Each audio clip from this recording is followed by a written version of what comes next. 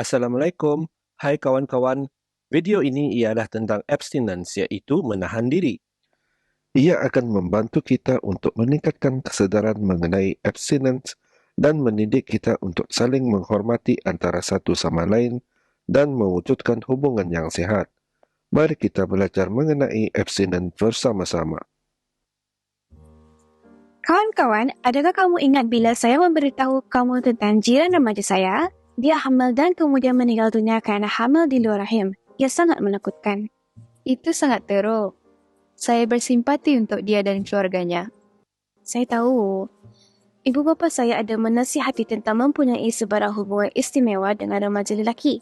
Mereka berkata, kedua-dua remaja perempuan dan lelaki perlu menghormati satu sama lain dan perlu tahu tentang abstinence, iaitu menahan diri. Remaja lelaki perlu abstinence juga? Apa maksudnya? Apabila seseorang itu abstinence, ini bermakna dia memilih untuk tidak melakukan apa saja jenis hubungan seksual. Dan perkataan tidak melakukan bermaksud menahan diri dari apa saja sebarang aktiviti yang boleh membawa kepada melakukan hubungan seksual. Kerana bukan sahaja melakukan hubungan seksual di luar nikah atau zina itu haram di dalam Islam, malah melakukan apa saja aktiviti yang boleh membawa kepada melakukan zina, contohnya berdua-duaan dalam bilik juga adalah haram di dalam Islam. Sebelum kita meneruskan, mari kita hayati dan renungkan ayat Al-Quran ini. Dari surah Al-Isra ayat 32 yang bermaksud, dan janganlah kamu mendekati zina. Sesungguhnya zina itu adalah suatu perbuatan yang keji dan suatu jalan yang buruk. Okey, jadi macam mana kita boleh menahan diri? Beberapa perkara yang boleh Audul lakukan ialah hindari meminum minuman keras dan dadah, elakkan memakai pakaian yang seksi dan ketat, elakkan sentuhan fizikal seperti berpegangan tangan atau bercium bercumbu-cumbuan, elakkan pergi atau berdua-duaan dengan pasangan di tempat yang sunyi, jangan terpengaruh dengan imej atau mesej yang berunsurkan seksual di internet, media sosial, wayang, program TV atau majalah seperti bercumbu-cumbuan, bercium dan pakaian seksi termasuk di kalangan watak lelaki. Dan akhir sekali, tidak menonton video lucah atau apa-apa jenis hiburan yang tidak sesuai ditonton. Okey, saya rasa saya faham.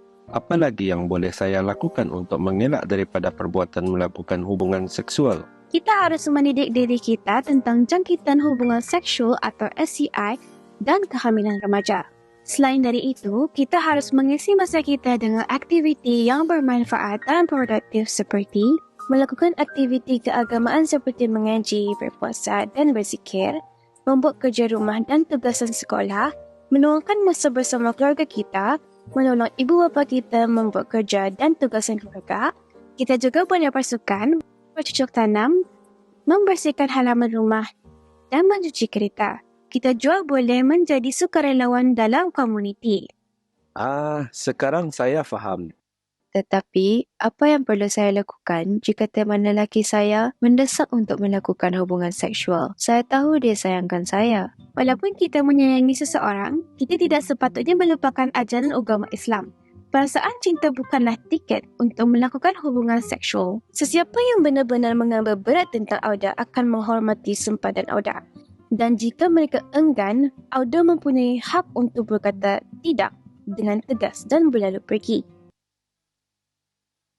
Auda juga boleh menerangkan kepada pasangan mengapa Auda tidak mahu melakukan hubungan seksual. Dan pasangan yang baik harus menghormati keputusan Auda. Kita harus berada di sekeliling orang yang baik dan menghormati antara satu sama lain. Dengan berbuat demikian, kita mewujudkan persahabatan dan hubungan yang sehat dengan rakan sebaya kita. Pada masa yang sama, kita menghormati nilai dan prinsip kita. Saya sangat setuju. Jadilah remaja yang bijak dan saling hormat menghormati. Kita harus fokus pada sekolah dan pendidikan kita. Kita harus mendengar dan patuh dengan ibu bapa kita dan mereka akan membantu membimbing kita ke masa depan yang cerah. Menahan diri mengajar kita cara menghormati rakan dan orang tersayang serta menjadi contoh teladan yang baik kepada rakan sebaya. Wah, Masya Allah. Terima kasih kawan-kawan, perbualan ini sangat memberi pengajaran buat kita. Mari berkongsi ini dengan rakan-rakan kita. Mari kita berkongsi beberapa kata-kata hikmah. Hubungan seksual sebelum nikah adalah haram di dalam agama Islam. Menahan diri mengelakkan dari STI dan kehamilan remaja. Ada beberapa tips untuk mengamalkan abstinence di kalangan remaja seperti tingkatkan pengetahuan dan kesedaran kita mengenai STI dan kehamilan remaja. Lakukan aktiviti-aktiviti yang berfaedah termasuk aktiviti-aktiviti yang bercorak keagamaan. Perasaan cinta atau sayang bukanlah tiket untuk melakukan hubungan seksual. Bersikap baik dan saling hormat menghormati kepada pasangan dan kawan-kawan kita. Kita juga harus mengelak dari melakukan aktiviti yang boleh membawa kepada hubungan seksual. Akhir sekali, kita harus mendengar dan berbincang dengan ibu bapa kita mengenai persahabatan dan hubungan dengan pasangan atau kawan-kawan kita. Sebelum kita pergi, cuba hayati dan renungkan ayat Al-Quran ini. Surah Al-Baqarah ayat 195. Dan janganlah kamu sengaja menjerumuskan diri kamu sendiri ke dalam kebinasaan, dan berbuat baiklah kamu kerana sesungguhnya Allah menyukai orang-orang yang berbuat kebaikan.